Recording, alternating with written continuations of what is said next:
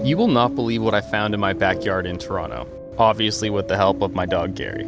I've been hearing some pretty messed up noises at night, like screaming and screeching. Yeah, you can lick it, don't eat it. So when I got this trail cam and a recent BattleBox subscription, I figured let's set it up in the backyard. Why not? Like usual, my trusty companion was down for an adventure. So we went to the dank corner in the backyard, underneath this giant tree. Gary knows the spot. I tried to choose a view with the most visibility down the fence, and then not much more to do it than to hook it up to the tree. Put the storage cart in, turned it on, and then just made sure it worked. So I let this thing run for about 2 weeks. Now let me show you what we found. Unsurprisingly, my dog's first thought is to pee right in front of the camera.